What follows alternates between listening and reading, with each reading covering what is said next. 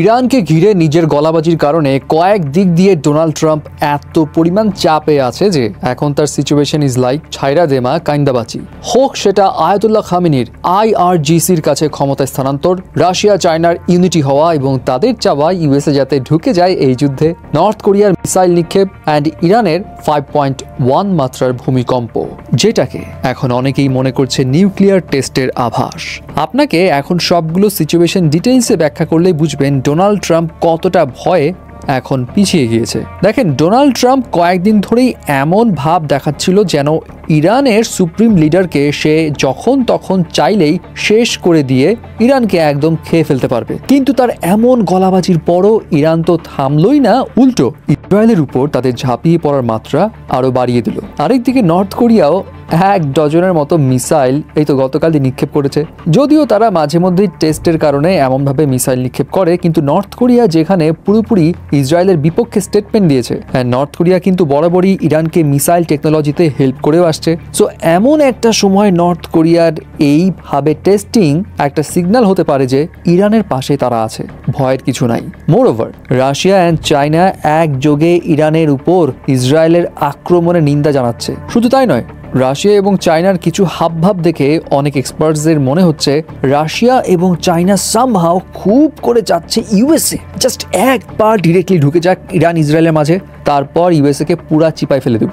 এখন ডিরেক্টলি জড়িয়ে পড়লে যেটা হবে সেটা হলো ইউএসএ কে একটা দীর্ঘমেয়াদী যুদ্ধ চালিয়ে যেতে হবে, যেই চেষ্টা করবে রাশিয়া এবং চায়না দুজন মিলে, এবং তখন ইউএস এর ফোকাস মিডল ইস্টে বেশি থাকবে অ্যান্ড এটার সুযোগ নিয়ে রাশিয়া ও চায়না বিশ্ব অর্থনীতিতে আমেরিকার প্রভাব কমিয়ে নিজেদেরকে আরো স্ট্রং করে তুলবে। আর এইটার লক্ষ্যে রাশিয়া এবং চায়না নানাভাবে ইউএসএ কে কিন্তু উস্কেও দিচ্ছে। যেমন নিষেধাজ্ঞা সত্ত্বেও ইরানে চায়না কার্গো প্লেন পাঠাচ্ছে একদম গোপন সরঞ্জাম ভরে ভরে। আবার রাশিয়া অপরদিকে ইউএসএ কে একদম কড়াভাবে হুঁশিয়ারি জানিয়ে দিয়েছে যেন তারা কোনোভাবেই ইরানের দিকে অ্যাটাক না করে। এগুলোর মাঝে ডোনাল্ড ট্রাম্প যে জিনিসের ভয় দেখিয়ে ইরানকে চাপে রাখতে চেয়েছিল সেটাও তো এখন নেই। সে বারবার বলছিল আয়াতুল্লাহ আল খামেনির লোকেশন আমি জানি ভাই, যখন ইচ্ছা তখনই শেষ করে ফেলতে পারবো। সো এখন যেটা হয়েছে সেটা হলো আয়াতুল্লাহ আল খামেনিকে একদম ফুল ফ্যামিলি সহ গোপন বাংকারে স্থানান্তর করা হয়েছে। অ্যান্ড এর চাইতেও ইউএস এর জন্য ভয়ের বিষয় হলো খামেনি যুদ্ধের সমস্ত ক্ষমতা স্থানান্তর করেছে ইরানের IRGC ইসলামিক রেভলিউশনারি গার্ডের কাছে,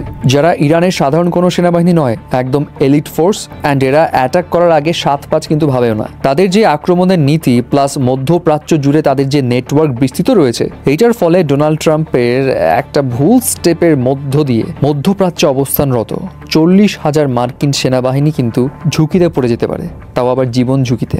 সো চারিদিক দিয়ে এত চাপ দেখে ডোনাল্ড ট্রাম্প মেবি ফিল করেছে ভুল জায়গায় হাত দিয়ে দিয়েছি ভাই। ভাবছিলাম শান্তির জন্য নোবেল পুরস্কার পাবো, কিন্তু এইখানে তো দেখছি তৃতীয় বিশ্বযুদ্ধ স্টার্টের প্রধান কারিগর হিসেবে তিনি রূপান্তরিত হয়ে যাচ্ছেন। সো এই কারণে সে এখন পিছুপা হয়ে বলেছে 2 সপ্তাহ পরে কিন্তু আমি খেলা দেখাবো। বাট ফ্যাক্ট কি জানেন, ডোনাল্ড ট্রাম্প যখনই কোনো বিষয় অ্যাভয়েড করতে চায় তখনই সে এই 2 সপ্তাহের টাইমলাইন বেঁধে দেয়, এবং এটা তার ফেভারিট একটা excuse. I would say 2 weeks would be the maximum. I can't tell you that, but I'll let you know in about 2 weeks, within 2 weeks. যাই হোক, এসবের বাইরে আরেকটা কলিজা কাঁপানো ঘটনা হলো ইরানের ভূমিকম্প।